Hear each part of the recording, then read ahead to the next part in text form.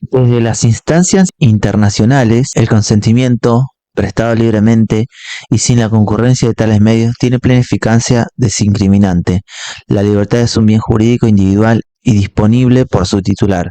La excepción sería que se tratare de una hipótesis de reducción en la esclavitud, por cuanto tal situación importaría la aniquilación de la persona como categoría jurídica. Así, en la trata de personas mayores de edad, el consentimiento libremente prestado por la víctima conduce a la tipicidad de la conducta. Se trata de un tipo penal con titularidad indiferenciada. Cualquiera puede ser sujeto activo del delito, como también sujeto pasivo. La pluralidad de víctimas no multiplica la delictuosidad si el desplazamiento de ellas se realiza dentro de un mismo contexto, pero la figura se desplaza a la modalidad agravada. La infracción admite cualquier medio de comisión, a excepción de los que se encuentran previstos como circunstancias agravantes. Se trata de un tipo doloso de dolo directo que requiere de un elemento subjetivo específico, que el sujeto activo actúe con fines de explotación.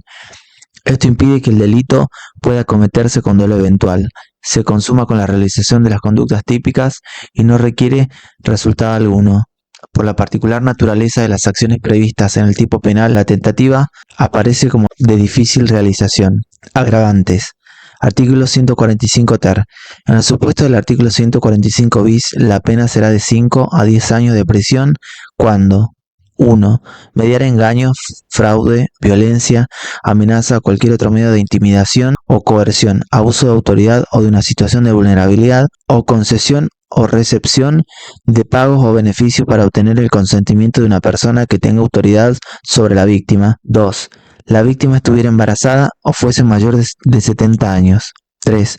La víctima fuera una persona discapacitada, enferma o que no pueda valerse por sí misma. 4. La víctima fuera en 3 o más. 5. En la comisión del delito de participar en 3 o más personas. 6. El autor fuera ascendente, descendiente, cónyuge, afín en línea recta, colateral o conviviente, tutor, curador, autoridad o ministro de cualquier culto reconocido, o no, o encargado de la educación o de la guarda de la víctima. 7. El autor fuere funcionario público o miembro de una fuerza de seguridad policial o penitenciaria. Cuando se lograra consumar la explotación de la víctima objeto del delito de trata de personas, la pena será de 8 a 12 años de prisión. Cuando la víctima fuese menor de 18 años, la pena será de 10 a 15 años de prisión. Cuando se hace referencia a la concesión o recepción de pagos o beneficios a terceros, se debe entender que esta modalidad típica se concreta con dar, entregar, otorgar, etc., o recibir como recepcionar, tomar, etc., pagos o beneficios que se realizan sobre una persona, un tercero, para que éste preste el consentimiento para hacer valer su autoridad sobre la víctima, que el tratante pretende introducirla al tráfico de los seres humanos. El agravante de abuso de una situación de vulnerabilidad consiste en que hay un aprovechamiento donde la víctima no puede consentir libremente la acción por una especial situación de debilidad en que se encuentran ciertas personas por hallarse afectadas de enfermedades o padecimientos, o por encontrarse en determinadas situaciones que las colocan en una condición de inferioridad ante el autor y que le reportan una mayor dificultad o una imposibilidad para oponerse a los designios de la gente. El resto de las agravantes ya fueron tratadas al ver otros tipos penales. Ver delitos sexuales. El precepto también contempla una hiperagravante para aquellos casos en los que se produjera la consumación de la explotación de la víctima, y finalmente la mayor penalidad se ha establecido para aquellos casos en que la víctima es una persona menor de edad. Trata de personas e inmigración ilegal. La Ley de Migraciones 25.871 establece que hay tráfico ilegal de personas inmigrantes cuando se realice, promueva o facilite el cruce ilegal de personas por los límites fronterizos nacionales, con el fin de obtener directa o indirectamente un beneficio. La violación es realizada tanto por el traficante como por la víctima. En todas las situaciones, la víctima presta su consentimiento para el traslado al país de destino. Se diferencia de la trata por la finalidad y por la modalidad de su comisión. En la trata, la finalidad es la explotación de la víctima, mientras que en el tráfico ilegal la finalidad consiste en obtener directa o indirectamente un beneficio, por lo general de carácter económico. El proceso de trata también podría implicar una violación de las leyes migratorias, pero en estos casos nos hallaríamos ante una hipótesis de concurso ideal de delito por cuanto se daría un único hecho lesivo de varias leyes penales que no se desplazan entre sí. Si se hiciera ingresar en forma irregular o clandestina al país a una persona con la finalidad característica de la inmigración ilegal, pero una vez en el territorio argentino se la entregara a una organización criminal para que sea explotada, se estaría frente a la realización de dos hechos distintos e independientes en concurso real. Sustracción de menores. Artículo 146. Será reprimido con prisión o reclusión de 5 a 15 años el que sustrajere a un menor de 10 años del poder de sus padres, tutor o persona encargada de él, y el que lo retuviere u ocultare. El delito consiste en sustraer, retener, ocultar al menor. Son acciones diferentes, pero las dos últimas carecen de autonomía propia, pues significan un menor que ya ha sido sustraído por un tercero. La sustracción presupone un despojo intencionalmente dirigido a la apropiación del menor, sea de forma temporaria, momentánea o definitiva. La retención implica tener, mantener o guardar al menor dentro de un espacio físico determinado. La ocultación significa esconderlo de la vista de quien tiene la titularidad de su tenencia. Carece de relevancia que la sustracción del menor haya sido de la casa de sus padres, del colegio o de cualquier otro sitio, incluso de la vía pública, ni el medio del que sea válido el autor para consumar la infracción. Cualquiera es admisible. Violencia, engaño, artificios. El consentimiento del menor carece de eficacia para excluir el delito, salvo el que pudiesen haber prestado los padres o los representantes de aquel, en cuyo caso la conducta es atípica. El bien jurídico tutelado varía según el autor que lo explica. Para los autores clásicos se protege al menor de edad por la facilidad de comisión que el hecho ofrece. Núñez y Creus sostienen que se protege de ataques a la tenencia de los menores por sus padres, tutores, guardadores o encargados. Soler entiende que se protege al menor por la relación de dependencia total de otra voluntad y que se castiga la usurpación de esta otra voluntad. Molinario y Fontán Balestra entienden que se protege la libertad individual. Dona especifica que se protege el derecho a tener su estado de familia, a saber quiénes son tus padres y estar junto a ellos. La jurisprudencia entiende que se castiga el libre ejercicio de la tutela legítima de aquel dentro de cuyo ámbito debe desenvolverse su libertad. En síntesis, se protege tanto la libertad del niño como su derecho de ser cuidado y el derecho que tienen los padres sobre la tenencia. En la doctrina se discute si la sustracción del propio hijo configura el delito. En la opinión de D'Alessio, no podría aplicarse la figura al padre que sustrae y retiene para sí a un menor, arrebatándoselo al cónyuge que legalmente lo tenía, siempre que no pueda afirmarse que se ha hecho desaparecer al menor. Por otro lado, Molinario, Núñez y Creus no descartan que los padres puedan ser sujetos activos, dado que la norma reprime la sustracción de la custodia de los padres independientemente del título que se ostente para con el menor, pues lo que se pretende tutelar es la libertad individual del infante. Ofendidos por el delito solo pueden ser los padres, tutores o personas encargadas del menor, sea que la tenencia se posea por imperio de la ley, por resolución judicial o por una situación de hecho. Sujeto pasivo es el menor de 10 años de edad. Infracciones dolosa y cualquier otra finalidad que no sea la apropiación o el despojo del menor excluye el tipo penal. No presentación de menores. Artículo 147. En la misma pena incurrirá el que, hallándose encargado de la persona de un menor de 10 años, no lo presentara a los padres o guardadores que lo solicitaren o no dieren razón satisfactoria de su desaparición. La disposición contiene dos modalidades típicas: no presentar al menor y no dar razón satisfactoria de su desaparición. En ambas hipótesis, el sujeto activo del delito solo puede ser el encargado de la persona del menor, cualquiera sea el título por el cual lo tiene: niñera, profesor. Sujeto pasivo es el menor de 10 años de edad. No presentar significa no mostrarlo o exhibirlo, o no brindar el informe del lugar donde se encuentra. También es punible la conducta de quien no da razón satisfactoria de su desaparición, una vez requerido para brindar tales explicaciones. Da razón satisfactoria quien demuestra que la desaparición no se debió a su obra voluntaria, sino de la conducta del mismo menor o de un tercero, aunque hubiese mediado culpa de su parte. La decisión sobre si las explicaciones son satisfactorias o no compete exclusivamente al juez. El tipo exige, a diferencia del supuesto anterior, la entrega voluntaria del niño a otra persona para que ejerza su tenencia, custodia y su consiguiente desaparición.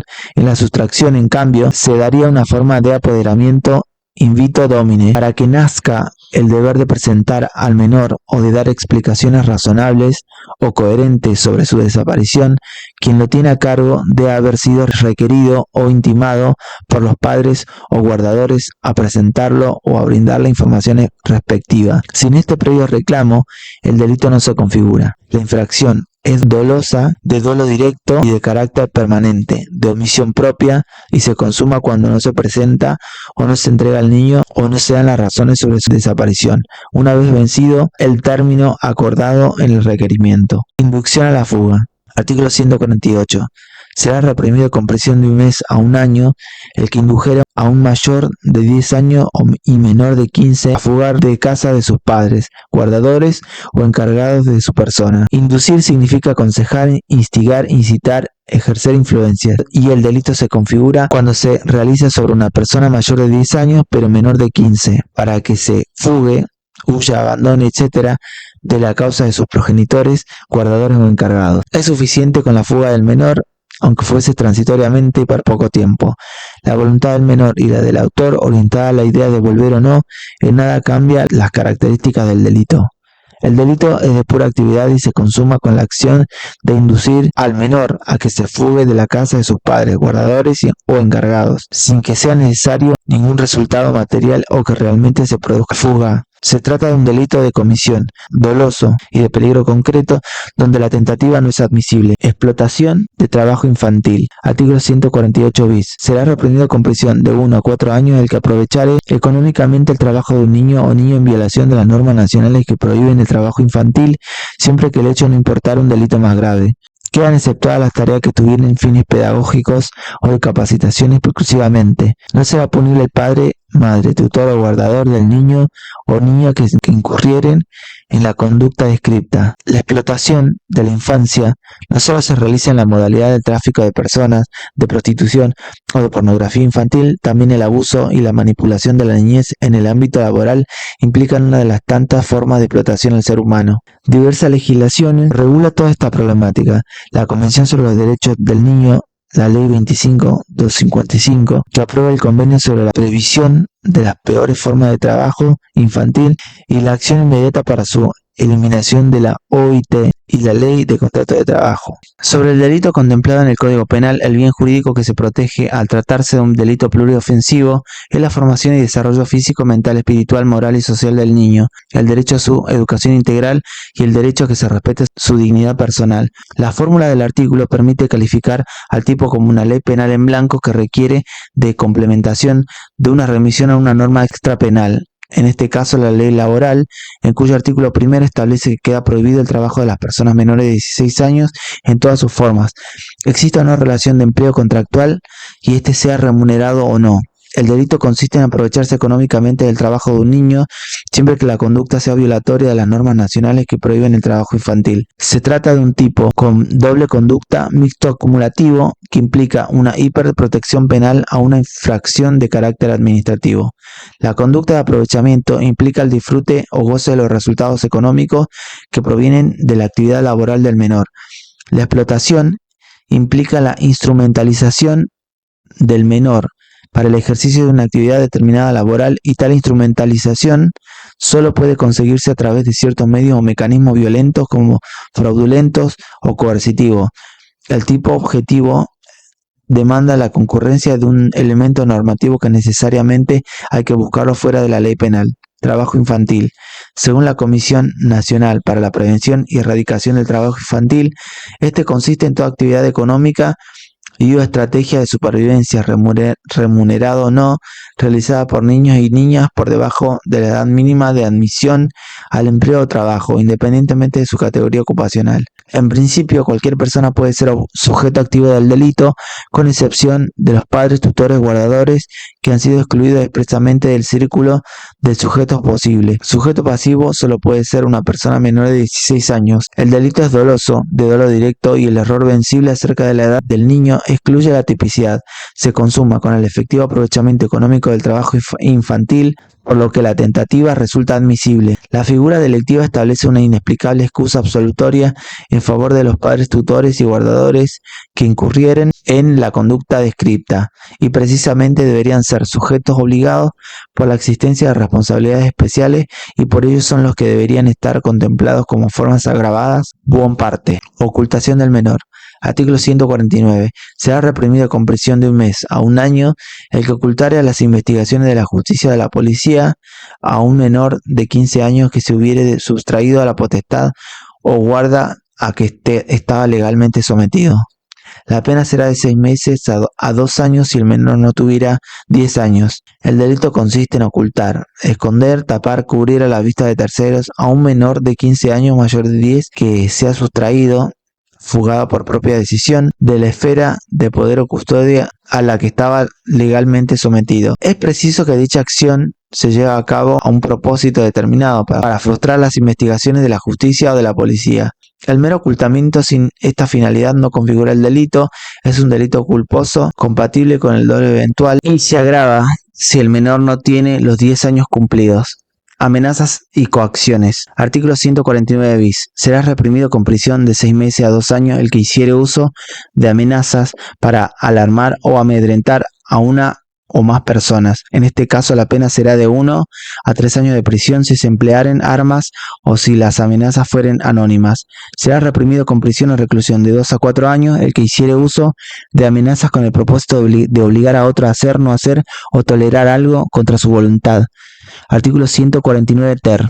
En el caso del último apartado del artículo anterior, la pena será de 3 a 6 años de prisión o reclusión si se emplearen armas o si las amenazas fueren anónimas, de 5 a 10 años de prisión o reclusión en los siguientes casos: si las amenazas tuvieran como propósito la obtención de alguna medida o concesión por parte de cualquier miembro de los poderes públicos; si las amenazas tuvieran como propósito el de compeler a una persona a hacer el abandono del país, de una provincia o de los lugares de su residencia habitual o de trabajo. En estos delitos, el bien jurídico tutelado es la libertad individual en su esfera psíquica, esto es, el ámbito de la facultad que toda persona tiene de obrar conforme a su voluntad, o bien de optar libre de injerencias externas por aquello que sus deseos más íntimos le aconsejan hacer o no hacer. El primer artículo tipifica el delito de amenaza, los tipos agravados y las coacciones, mientras que el segundo artículo prevé las circunstancias agravantes de estas últimas.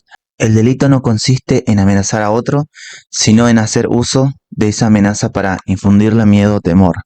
La conducta no es la de proferir amenazas, sino la de usarlas y emplearlas con el fin de producir en el sujeto pasivo un estado de temor, intranquilidad o desazón espiritual. Sin esta dirección final de la acción, el hecho no resulta punible a este título. La simple expresión de deseos de que a alguien le ocurra un mal queda fuera de la tipicidad. Por ejemplo, ojalá te maten. La amenaza debe ser empleada para alarmar o amedrentar a otro, es decir, para infundirle miedo o temor relacionado con un daño que le sucederá en el futuro.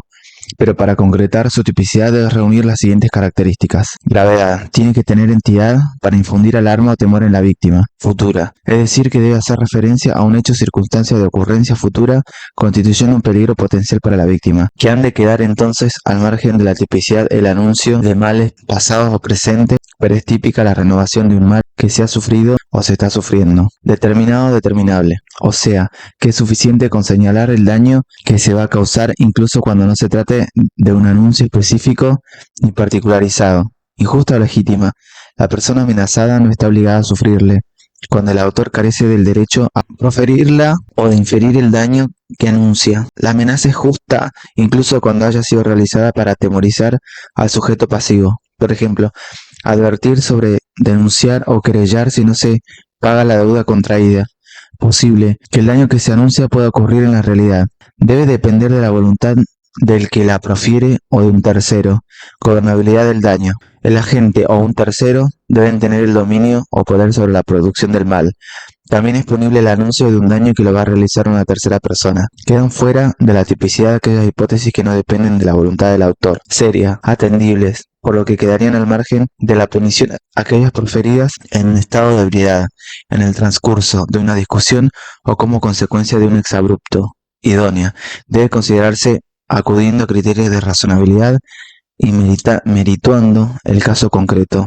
No es un requisito exigido por toda la doctrina. El daño contenido en la amenaza puede ser de cualquier naturaleza, y la ley no selecciona medios de comisión, por lo que puede cometerse a través del lenguaje oral, escrito o mímico, en forma manifiesta o encubierta, así también como en forma explícita o implícita. Sujeto activo puede ser cualquier persona y el sujeto pasivo también, siempre que esta persona pueda comprender el significado y el alcance de la amenaza que se le profiere. No reúnen esta calidad los dementes, el recién nacido, la persona dormida o inconsciente, alcoholizada o bajo efectos de estupefacientes, y en general todas aquellas personas que en el momento del hecho carecen de la capacidad para entender el sentido o significado del acto. La incapacidad de intelección debe ser absoluta, totalmente imposible. Subjetivamente, la infracción es dolosa de dolo directo, con la concurrencia de un elemento subjetivo específico consistente en usar la amenaza con la finalidad de infundir temor en la víctima. Sin esta dirección final de la acción queda excluida la culpabilidad típica. Tratándose de una infracción de pura actividad y de peligro concreto, se consuma cuando la amenaza llega a conocimiento del sujeto pasivo, independientemente de su real y efectiva atemorización. La perfección típica no requiere el logro del fin propuesto por el autor o que la víctima se haya realmente atemorizado, por lo que la tentativa resulta admisible. El delito es de carácter subsidiario, ya que solo resulta aplicable cuando la amenaza no constituye un elemento típico o una circunstancia agravante de otro delito, de violación, robo con amenaza, extorsión. Agravantes. Se agravará solo en dos supuestos, cuando se emplearan armas o se fueran anónimas. Armas. Comprende tanto las propias, cuyo destino es el ataque o la defensa de la persona, como las impropias. No es su destino, pero pueden ser usadas como tales. Por consiguiente, están abarcadas por la mayor penalidad las armas de fuego, las armas de disparo, los objetos punzantes o con filo, corrosivos, etc. La agravante exige el empleo del arma, por lo que no basta con llevarla encima, sino que debe ser utilizada como tal, real y efectivamente, o al menos exhibida de una manera ostensible. Quedan comprendidas en la mayor penalidad el arma descargada o con desperfectos, aun cuando el agente conozca tales circunstancias. Si la víctima, por el contrario, tiene conocimiento de estas deficiencias, no se configura el agravante. Amenazas anónimas. El fundamento obedece al mayor temor que esta clase de amenazas produce en la víctima. Las amenazas son anónimas cuando el sujeto pasivo ignora realmente de quién provienen, o cuando resulta imposible o muy dificultoso individualizar a su autor. Coacciones. Es un delito que atenta contra el libre desenvolvimiento de la voluntad a través de la libre elección de una conducta entre varias posibles. Consiste en hacer uso de amenazas para obligar al sujeto pasivo a hacer, no hacer o tolerar algo en contra de su voluntad. Incluso cuando el sujeto esté obligado a realizar la conducta exigida por el autor, es suficiente para perfeccionar el tipo que la amenaza coarte su libre voluntad de decisión. Ejemplo, la amenaza a un juez para que dicte resolución. Queda abarcada en el tipo la vis compulsiva, es decir, la violencia ejercida a través de la psiquis del individuo. No así la violencia física y los medios fraudulentos, aun cuando a través de ellos se logre el fin propuesto. En el plano de la culpabilidad, el tipo exige un elemento subjetivo especial, que el autor obre con el propósito de obligar al sujeto pasivo a tolerar algo, a hacer o no hacer. Por lo tanto, la conducta solo es compatible con el dolo directo. Tratándose de un delito de pura actividad, se consuma cuando la amenaza llega a conocimiento de la víctima, independientemente de que ésta realice o no un determinado obrar. Incluso cuando se trata de un delito de mera acción, la tentativa es posible. Agravantes de 149 ter. Además del empleo de armas o de las amenazas anónimas, la coacción se agrava por la específica finalidad del autor: obtener alguna medida o concesión por parte de cualquier miembro de los poderes públicos. Por último, el precepto prevé un agravante que se caracteriza subjetivamente. El autor debe haberse propuesto, a través de la amenaza, compeler a la víctima a hacer abandono del país, de una provincia o de los lugares de su residencia habitual o de trabajo. Unidad 8. Delitos contra la libertad. Continuación. Violación de domicilio y allanamiento ilegal. Casos especiales de impunidad. Violación de secreto. Violación de correspondencia y papeles. Violación del secreto profesional y de secreto oficial. Delitos contra la libertad de trabajo y asociación. Delito contra la libertad de reunión. Delitos contra la libertad de prensa. Violación de domicilio. Artículo 150. Será reprimido con prisión de 6 meses a 2 años si no resultara otro delito más severamente penado el que entrare en morada o casa de negocio ajena, en sus dependencias o en el recinto habitado por otro, contra la voluntad expresa o presunta de que tenga derecho de excluirlo. El bien jurídico protegido por este delito es el ámbito material de intimidad personal. Se puede afirmar que el concepto penal de domicilio es más amplio que el concepto civil, procesal o electoral, por cuanto comprende lugares que no constituyen el asiento principal de la residencia o negocio, pero por otro lado es más restringido, ya que exige la ocupación real y actual del lugar por el titular del domicilio. Por lo tanto, para que el lugar sea susceptible de protección penal, debe poner de manifiesto la existencia de una ocupación efectiva y real del titular, aunque éste no se encuentre presente en el momento del hecho. El concepto no solo abarca los lugares de asiento permanente de la persona, sino también la residencia accidental o temporaria. Por ejemplo, el cuarto de un hotel o el camarote de un barco. Las oficinas públicas, los automóviles y los templos no constituyen domicilio. Los objetos del delito son la morada, la casa de negocio ajena, sus dependencias y el recinto habitado por otro. Morada es el hogar o residencia en donde el hombre desarrolla su vida privada o familiar. Se caracteriza por su efectiva ocupación, aunque no esté habitada en el momento de la infracción. Domicilio habitado no quiere decir que haya personas adentro, sino que tiene un dueño, un titular, una familia que vive allí, aunque se encuentre temporariamente deshabitado. Casa de negocio es todo lugar en el que la persona realiza temporaria o definitivamente una actividad comercial, científica, artística, profesional, etc., lucrativa o no, al que tiene acceso el público en forma indeterminada. Por ejemplo, locales de acceso público como un teatro, el bufete del abogado, el consultorio del médico, el atelier del artista, la casa de comercio, un taller, dependencia. Son aquellos ámbitos o espacios que, sin constituir morada o casa de negocio, se encuentran materialmente unidos con aquello y responden a las necesidades de la actividad allí desplegada, o bien se emplean para servicio o complemento de la habitación o del lugar de permanencia privada. Por ejemplo, establos, depósitos, corrales, cocheras, sótanos, patios abiertos, terrazas accesibles, balcón, etc. Recinto habitado. Hace referencia a todo espacio, un lugar habitado o ocupado que no puede ser considerado morada o casa de negocio. La doctrina entiende que la diferencia con la morada estaría dada por la accidentalidad o relativa permanencia de la vivienda. Por ejemplo, cuarto de un hotel, el camarote de un barco, una carpa donde se pasa la noche. El delito consiste en entrar contra la voluntad expresa o presunta del morador en alguno de los sitios protegidos por la ley, siempre que éste sea ajeno. La acción presupone la introducción o penetración total de cuerpo entero en alguno de esos recintos, ir de afuera hacia adentro, no a la inversa. Por ello no es suficiente a los fines típicos la introducción de una parte del cuerpo, por ejemplo un brazo, una pierna, o de un elemento que prolongue el alcance natural del brazo, por ejemplo alambres, cuerdas, caños. La denominada violación de interior a interior, esto es la que realiza aquel que, habiendo sido autorizado a ingresar a un determinado lugar, por ejemplo al living, se introduce a otros ambientes prohibidos o no autorizados, por ejemplo dormitorios. No configura el delito. Tampoco lo configura la permanencia en el domicilio en contra de la voluntad de quien tiene el derecho de exclusión. Este derecho lo tiene en forma principal el titular del domicilio, calidad que en la generalidad de los casos coincide con quien mora, habita o realiza actividades en el lugar. Sin embargo, no siempre es así y a veces la titularidad del derecho a excluir puede recaer en quien mora en la casa en el momento en el que se produce el hecho. Es, por ejemplo, empleado a cargo del negocio, los hijos en ausencia del padre u otra persona en forma accesoria, por ejemplo, personal de servicio. Para quienes conviven bajo un régimen compartido jerarquizado, como son monasterios, conventos o equipos deportivos, la voluntad de exclusión la tiene el jefe o cabeza de grupo. La decisión del principal, salvo manifiesto abuso de derecho, prevalece sobre quienes son dependientes o subordinados. Los límites de este derecho están dados por los derechos reconocidos por los demás miembros subordinados del grupo. Para quienes conviven bajo un sistema de relaciones igualitarias, esto es, sin que exista razón alguna para que la voluntad de unos prevalezca sobre la de otros, por ejemplo, pensiones universitarias, casa en época de vacaciones, el derecho de admisión y de exclusión, lo tienen en forma indistinta cada uno de ellos.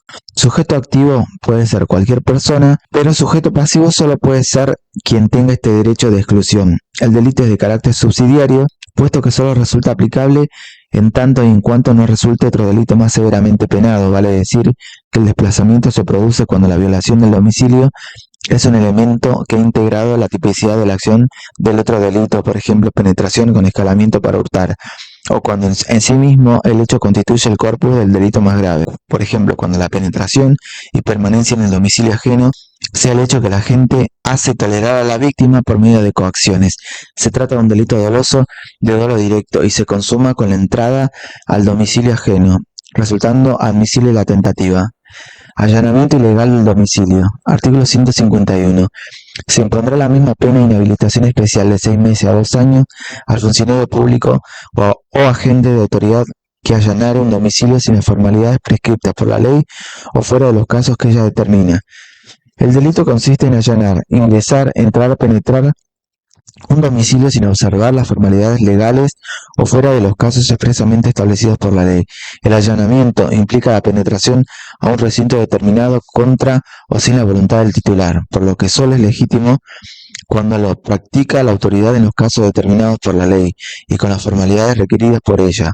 Son los códigos de procedimiento penal de las provincias y las constituciones locales las normas que prescriben las formalidades que deben observarse.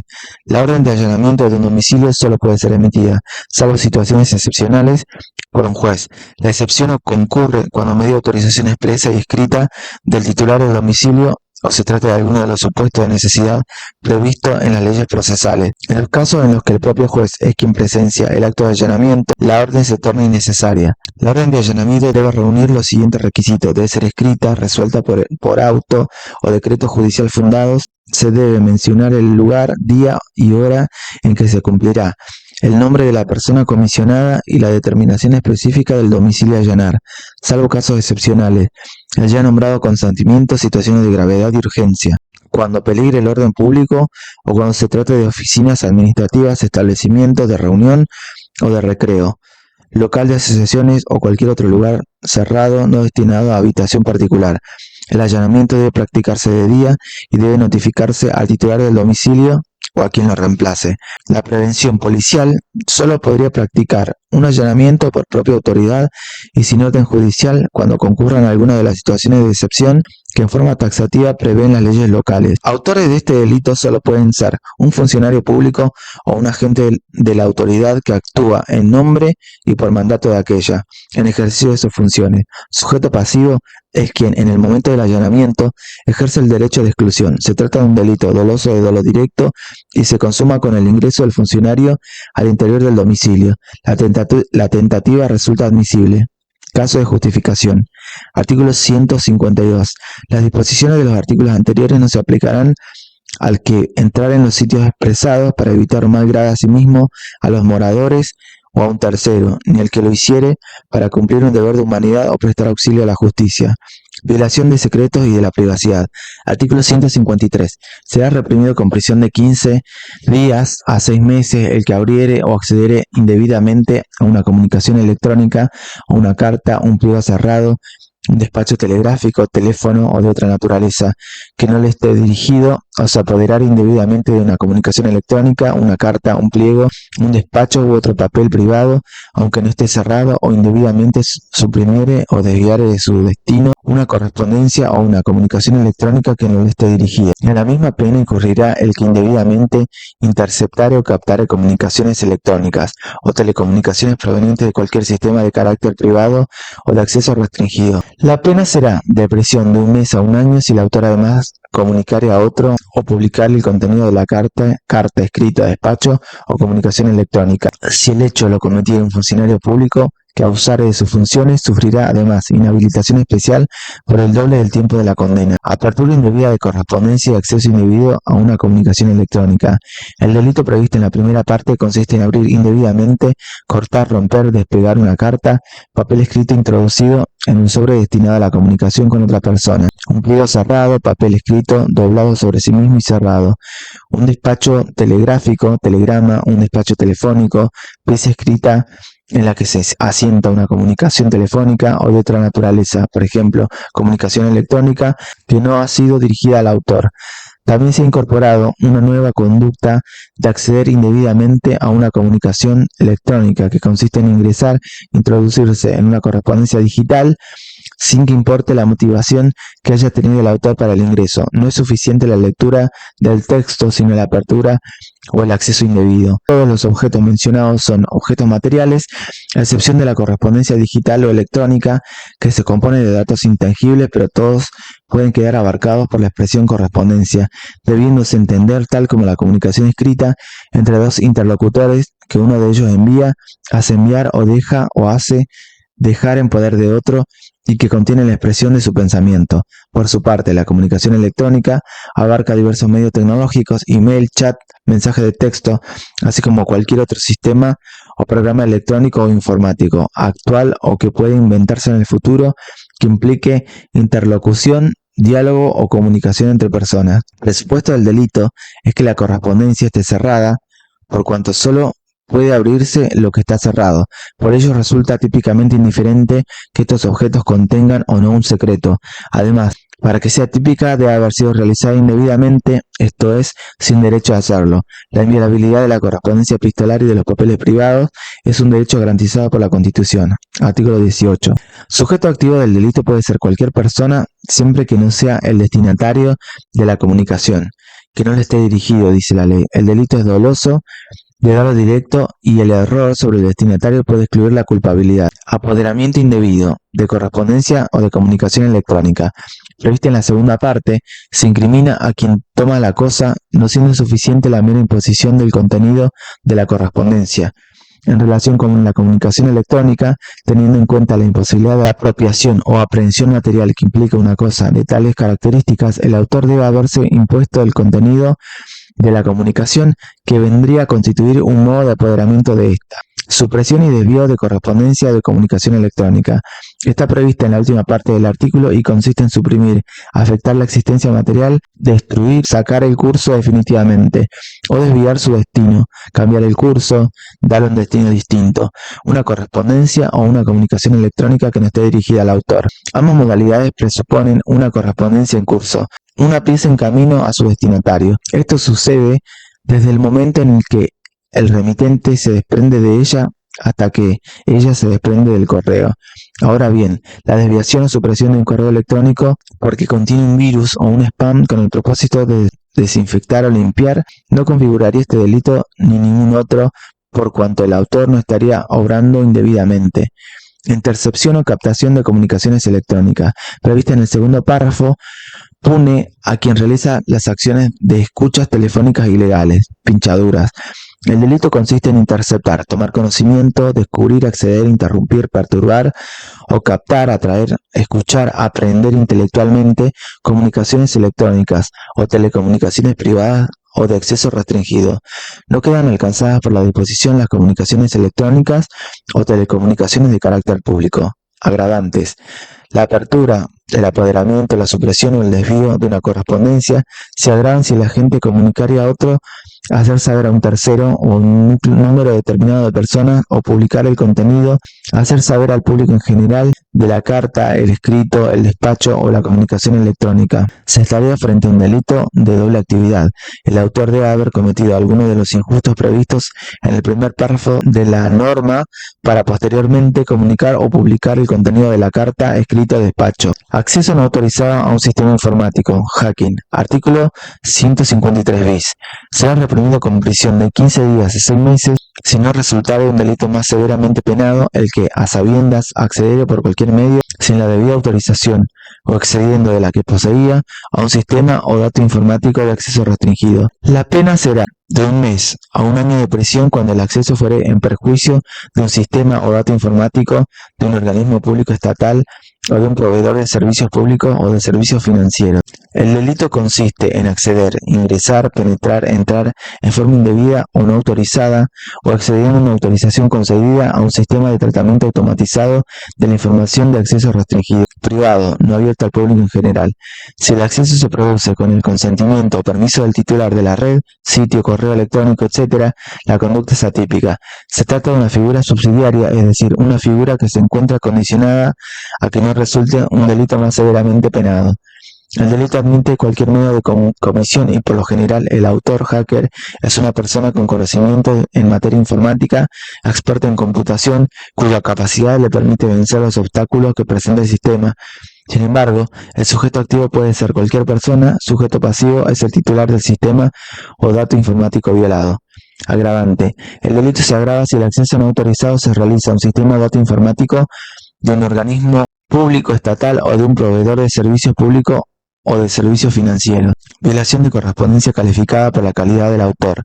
Artículo 154. Será reprimido con prisión de 1 a 4 años el empleado de correos o telégrafos que, abusando de su empleo, se apoderare de una carta, de un pliego, de un telegrama o de otra pieza de correspondencia, se impusiere de su contenido, la entregare o comunicare a otro que no sea el destinatario, la suprimiere, la ocultare o cambiare su texto. Se trata de un delito especial propio, por cuanto solo puede ser cometido por empleados del correo o cartógrafos. La perfección típica requiere que el sujeto activo obre abusando de su empleo, esto es, aprovechándose del cargo que ocupa o de las facilidades que le brinda la función que desempeña. Las acciones típicas de apoderarse y suprimir son iguales a las del 153. Por otro lado, imponer implica leer y enterarse de su contenido. Incluso la conducta abarca el leer a través del sobre, aunque esté cerrado. La entrega se produce cuando la correspondencia se pone en manos de una persona distinta de la que estaba dirigida. Se comunica el contenido cuando se hace saber o conocer la correspondencia a una persona distinta del destinatario. Se oculta cuando se esconde o se impide que sea vista por terceros. Se cambia el texto cuando se modifica total o parcialmente la escritura contenida en la correspondencia. Publicación indebida de correspondencia. Artículo 155. Será reprimido con multa de pesos 1.500 a pesos 100.000 el que hallándose en posesión de una correspondencia, una comunicación electrónica, un pliego cerrado, un despacho telegráfico, telefónico o de otra naturaleza, no destinados a la publicidad, los hiciere publicar indebidamente si el hecho causare o pudiere causar perjuicio a tercero. Está exento de responsabilidad penal el que hubiere obrado con el propósito inequívoco de proteger un interés público. La materialidad del delito consiste en hacer publicar algunos de los objetos protegidos por la norma, no estando destinados a publicidad. Hacer publicar implica dar a conocer, difundir el contenido de estos. No es necesario que tenga carácter secreto o confidencial. Debe ser indebida, lo que significa que no hay derecho a que el contenido de los objetos protegidos sea divulgado, ya sea porque el remitente no la ha autorizado, por no concurrir alguna causa de justificación en particular o por cualquier otra causa que legitime la difusión pública. Autor del delito puede ser cualquier persona, sea el destinatario o quien tenga en su poder alguno de estos objetos. Sin embargo, la condición de autoría exige un presupuesto: tener bajo el propio poder la correspondencia o los otros objetos. Sobre el sujeto pasivo, la doctrina discute. Para algunos es el remitente, para otros puede ser tanto el remitente como el destinatario o un tercero. La publicación indebida, para ser típica, debe haber causado un perjuicio a un tercero o haber concurrido a la posibilidad de su producción. Violación del secreto particular. Artículo 156. Será reprimido con multa de pesos 1.500 a pesos 90.000 e inhabilitación especial en su caso por 6 meses a 3 años el que, teniendo noticia por razón de su estado, oficio, empleo, profesión o arte de un secreto cuya divulgación pueda causar daño, lo revelare sin justa causa. El bien jurídico es la libertad del individuo en su manifestación relativa a su esfera de reserva o intimidad. La acción consiste en revelar un secreto, ponerlo de manifiesto, darlo a conocer. Lo que importa es que la comunicación del secreto se haga a otra persona que no se encuentre dentro del círculo de personas que están obligadas a mantener su reserva. El objeto del delito es un secreto, esto es lo que está oculto y reservado y limitado a un número indeterminado de personas. El concepto abarca tanto el acontecimiento todavía desconocido por el interesado, cuando aquel que es conocido y mantenido en reserva. Por el contrario, no es secreto el hecho notorio y manifiesto y el que ha sido divulgado o puesto en conocimiento del público en general. El tipo se completa cuando la revelación ha sido hecha sin justa causa, vale decir, en forma ilegítima. La ausencia de justa causa de revelación debe quedar abarcada por el dolo, de manera que si está justificada, la conducta es atípica, al igual que el consentimiento del interesado para que el secreto sea revelado. El acceso al secreto debe realizarse por razón del estado, oficio, empleo, profesión o arte. Estado es la especial condición social en que se halla a un individuo, por ejemplo, el sacerdote que conoce un secreto con motivo de una confesión, la esposa del abogado. Empleo es la actividad, remunerada o no, que se ejerce en relación de dependencia. La profesión es la actividad para cuyo ejercicio se requiere título habilitante y autorización del Estado y matrícula oficial. El arte es aquella actividad que supone la posesión de conocimientos o técnicas especiales y superiores. Revelación de hechos, actuaciones y documentos secretos. Artículo 157. Será reprimido con prisión de 1 mes a 2 años e inhabilitación especial de 1 a 4 años al funcionario público que revelare hechos, actuaciones, documentos o datos que por ley deben ser secretos. El delito consiste en revelar, descubrir, poner de manifiesto hechos, acontecimientos de cualquier naturaleza, actuaciones, trámites, expedientes, resoluciones, etc., emitidos por una autoridad y correspondientes a cualquier fuero, documentos, informes escritos, despachos, esquemas o planes de organización, etc., o datos, información contenida en un sistema informático. La acción típica se satisface con que el secreto sea comunicado a cualquier persona que no sea una de las que están obligadas a guardarlo. Los datos, hechos, actuaciones o documentos deben contener secretos cuya revelación ha sido prohibida por una ley, secreto de administración. Sujeto activo solo pueden ser un funcionario público, sea que haya conocido el secreto con motivo de sus funciones o fuera de ellas. Subjetivamente, el delito es doloso, de pura actividad y se consuma con la sola revelación del secreto. Acceso ilegítimo a banco de datos personales.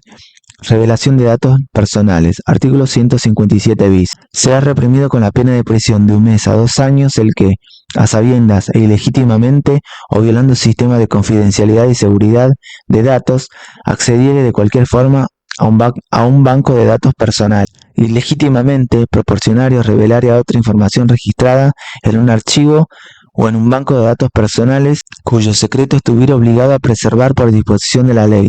3. Ilegítimamente insertare o hiciera insertar datos en un archivo de datos personales. Cuando el autor sea funcionario público, sufrirá además pena de inhabilitación especial de 1 a 4 años. El primero de los delitos se trata del acceso ilegítimo al banco de datos personales. La acción típica consiste en acceder, ingresar o introducirse en forma ilegítima o violando un sistema de confidencialidad y seguridad a un banco de datos que contiene información referida a una persona física. La conducta típica solo puede tener cabida a partir del almacenamiento de los datos en el sistema informático.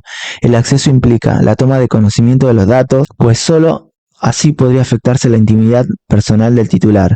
Sujeto activo puede ser cualquier persona y sujeto pasivo es la persona física o jurídica titular del dato contenido en el banco de datos personales. Por tratarse de un delito de peligro concreto, se consuma con la realización de la acción típica y la puesta en peligro efectivo del bien jurídico tutelado. El segundo delito consiste en la revelación de información registrada en un archivo o en un banco de datos personales. Consiste en proporcionar o revelar, que equivale tanto a descubrir, poner en conocimiento de un tercero, informar, etc., por cualquier medio, una información referente a una persona que se haya almacenada en un archivo o un banco de datos personales y curso secreto del autor está obligado a preservar por disposición de la ley. El suministro de la información o la revelación deben ser ilegítimos. El delito contemplado en el tercer inciso consiste en la introducción ilegítima de datos en un archivo de datos personales, lo que implica incluir los datos o hacer que otra persona lo haga en un sistema. El dato introducido en el sistema debe ser de carácter personal, lo que implica que debe hacer referencia a ciertos aspectos de la vida de la persona. Carece de relevancia que la inserción se refiera a un dato falso o un dato verdadero. Tampoco importa que se trate de un dato perteneciente a un tercero o a su propio titular. Por último, nos encontramos ante un agravante en el caso en que el autor revista la calidad de funcionario público, imponiendo una pena accesoria de inhabilitación especial, delito contra la libertad del trabajo y asociación. Estas infracciones protegen la libertad como facultad de trabajar o de asociarse de los obreros, patrones, empresarios y empleados. Delitos contra la libertad de trabajo. Artículo 158. Será reprimido con prisión de 1 mes a 1 año el obrero que ejerciere violencia sobre otro para compelerlo a tomar parte en una huelga o boicot. La misma pena sufrirá el patrón, empresario o empleado que, por sí o por cuenta de alguien, ejerciere coacción para obligar a otro a tomar parte en un lockout y a abandonar o ingresar a una sociedad obrera o patronal determinada.